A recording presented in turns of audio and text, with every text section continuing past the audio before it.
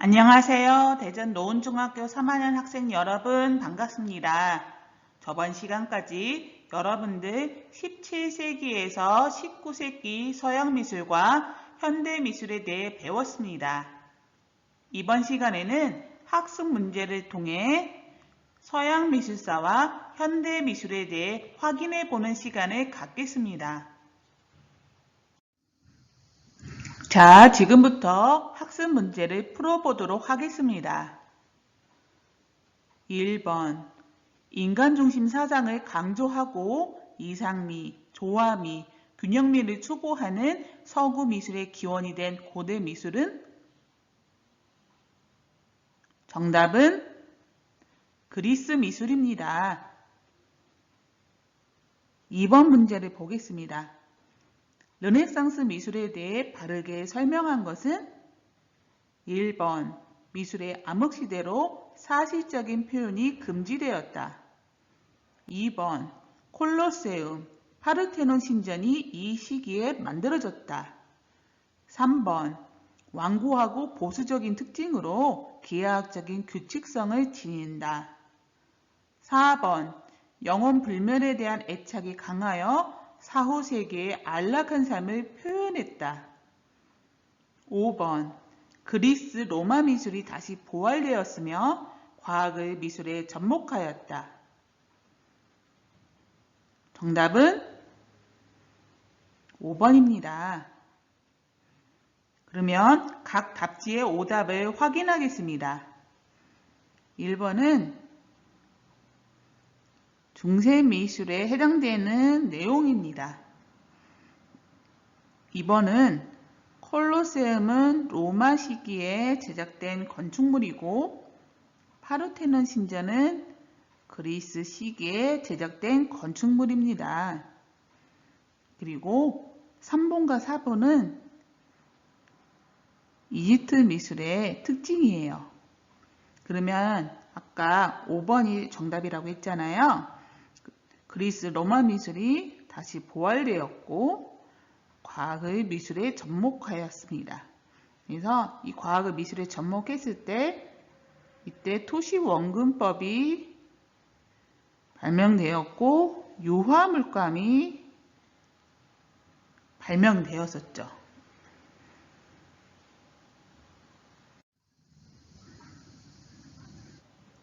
3번 문제를 보겠습니다. 3번 문제는 OX 문제예요. 바로크 미술 중 카톨릭 국가의 미술 작품은 대체로 스케일이 크고 웅장하며 매우 화려한 특징을 보인다. 정답은 5입니다.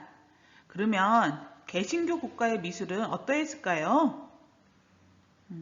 개신교 국가의 미술은 종교 예술 작품을 금지했었죠.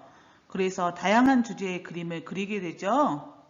그래서 정물화, 풍경화 등의 다양한 영역의 그림을 그리게 되었고, 그리고 그림의 느낌이 굉장히 단정하고 검소한 느낌을 준답니다. 그러면 4번 문제를 보겠습니다. 다음 그림은 들라크루아의 민중을 이끄는 자유의 여신이다. 해당되는 미술 사조는 1번 낭만주의, 2번 신고전주의, 3번 입체주의, 4번 사실주의, 5번 오바트. 정답은 1번입니다. 자, 들라크루아 같은 경우에는 낭만주의의 대표적인 작가라고 할 수가 있어요. 특히 민중을 이끄는 자유의 여신 같은 작품 같은 경우에는 낭만주의의 특징이 아주 잘 드러난 작품 중에 하나입니다.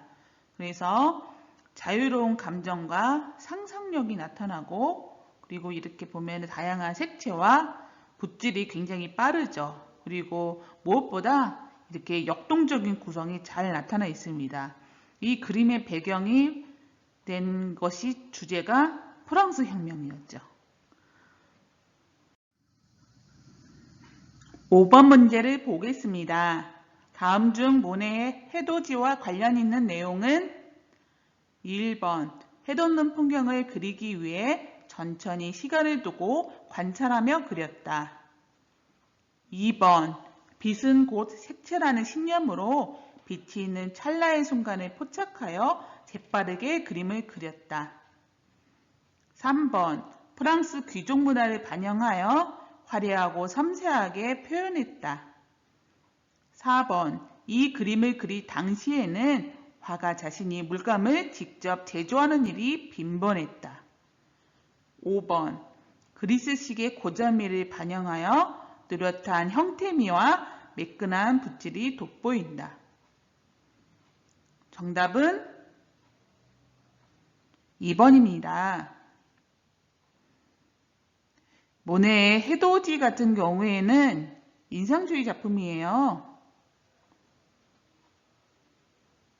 그래서 여러분들이 1번부터 5번까지의 문제를 풀 때 인상주의에 대해서 여러분들이 생각을 하면서 문제를 풀면 됩니다.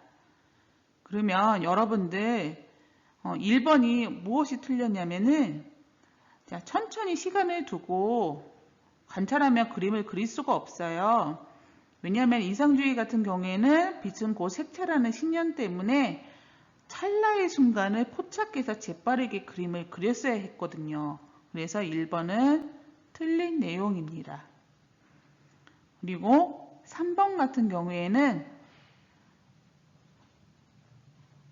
로코코 미술의 특징이에요. 4번은 여러분들이 인상주의의 탄생 배경을 여러분들이 생각하면 풀 수 있는 문제인데 여러분들 인상주의 같은 경우에는 이렇게 물감을 예전처럼 직접 제조하는 일이 빈번했던 것이 아니라 튜브 물감이 발명이 돼요.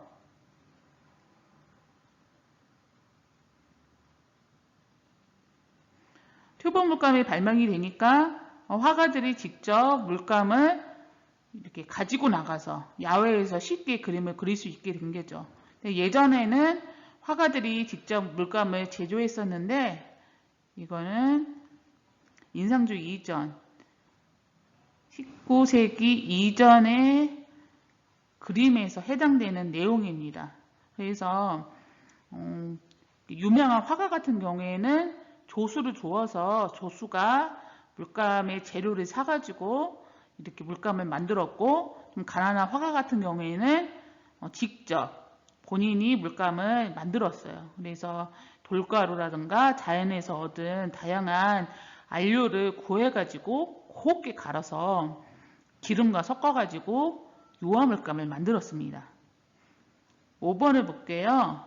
5번은 신고전주의에 해당되는 내용입니다. 그래서 이 내용을 몰라도 보세요. 뚜렷한 형태미와 매끈한 붓질이 돋보일 수가 없죠.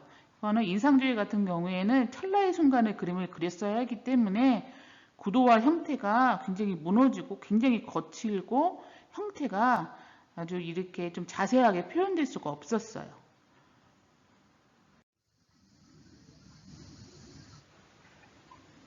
(6번) 문제를 보겠습니다. 다음 작품은 현대의 표현주의 계열의 작품이다. 이 작품 스타일과 가장 연관이 깊은 인물은 1번 샤르댕, 2번 레오나르도 다빈치, 3번 다비드, 4번 세잔, 5번 고호. 정답은 5번 고호입니다. 지금 이 두 작품 같은 경우에는 굉장히 지금 자신의 감정을 굉장히 솔직하고 과장되게 표현했잖아요. 그래서 고호의 영향이 커요. 그러면 이 샤르댕 먼저 볼게요. 샤르댕 같은 경우에는 로코코 시대의 서민 시민사회를 대변하는 작가예요. 그래서 검소하고 소박한 스타일을 추구했죠. 레오나르도 다빈치 같은 경우에는 르네상스 시기의 작가입니다. 그래서 대표적인 작품으로 최후의 만찬, 모나리자 그런 작품이 있습니다. 다비드 같은 경우에는 신고전주의의 작가이고, 세자는 같이 후기 인상주의 작가 중에 한 명인데, 세잔 같은 경우에는 수상 계열의 미술에 영향을 주게 돼요. 그래서 정답은 5번 고우가 되는 것입니다. 7번은 OX 퀴즈입니다. 현대미술은 이전의 미술보다 각 미술의 영역의 경계가 더 선명하고 사실적인 표현만을 선호한다. O일까요? X일까요? 정답은 X입니다. 자, 현대미술 같은 경우에는 각 미술의 영역의 경계가 무너지게 되죠. 그리고 서로 융합하기도 하죠.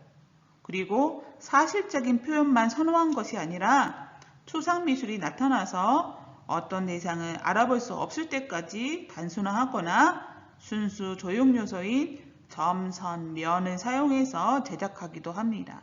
그래서 OX 퀴즈에서 7번 문제는 X가 되는 것입니다. 자, 여기까지 확인학습을 모두 마쳤습니다. 여러분들이 지금까지 온라인 학습을 한 내용은 기말고사 및 감상문 수행평가에 출제할 예정이에요. 강의는 온라인 클래스 배움터에 1학기 동안 계속 올려둘 예정이니 부족한 부분이 있으면 강의를 여러 번 들으면서 공부하도록 하세요. 다음 7교시 수업에서는 여러분들이 이제까지 공부한 미술사에 대한 부분에 대해 느낀 점을 서로 공유하는 시간을 갖겠습니다. 공부하느라 수고 많았습니다. 7교시에 봅시다.